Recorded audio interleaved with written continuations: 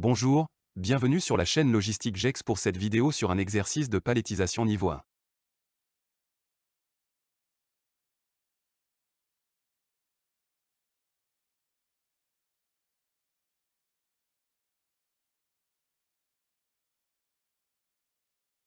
Une entreprise souhaite expédier 80 cartons de produits sur des palettes.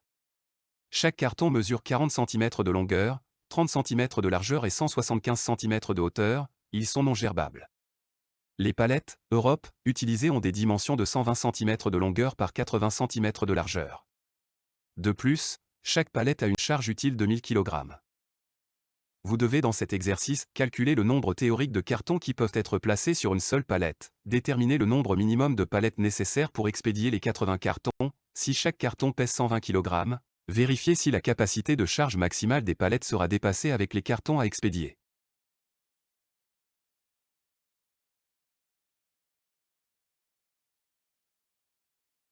Les éléments importants sont ici surlignés en violet, ils vont nous aider à résoudre notre exercice.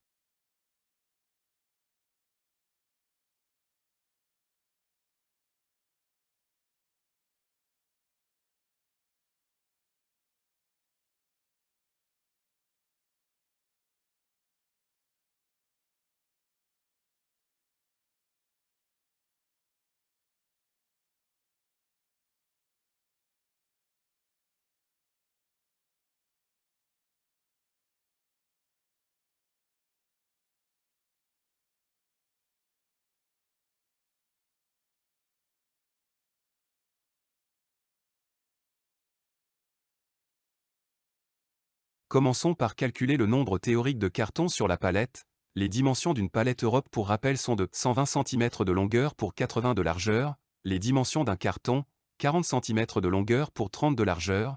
Calculons l'espace occupé par un carton sur la palette 40 x 30 égale 1200 cm². Calculons l'espace total sur la palette 120 x 80 égale 9600 cm². Le nombre théorique de cartons sur une palette est donc égal à 9600 cm² divisé par 1200 cm², soit 8. Cartons.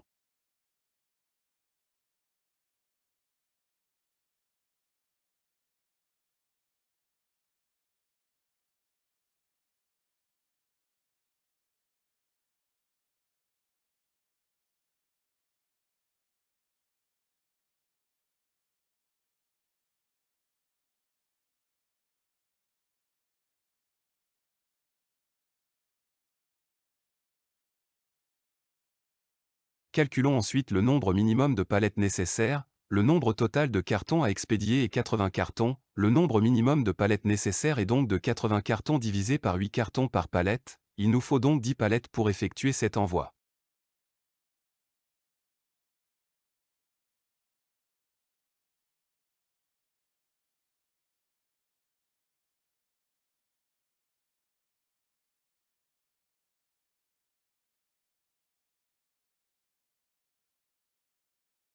La capacité de charge maximale d'une palette est de 1000 kg, le poids d'un carton 120 kg, le poids total des cartons à expédier est de 8 cartons x 120 kg par carton soit 960 kg. Comme le poids total des cartons qui est de 960 kg est inférieur à la capacité de charge maximale d'une palette 1000 kg, la capacité de charge de chaque palette ne sera pas dépassée.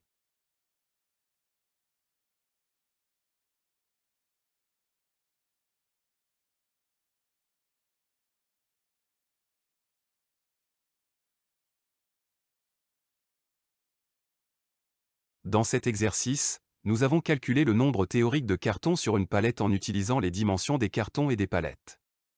Ensuite, nous avons déterminé le nombre minimum de palettes nécessaires pour expédier tous les cartons. Enfin, nous avons vérifié si la capacité de charge maximale de chaque palette serait dépassée en prenant en compte le poids des cartons.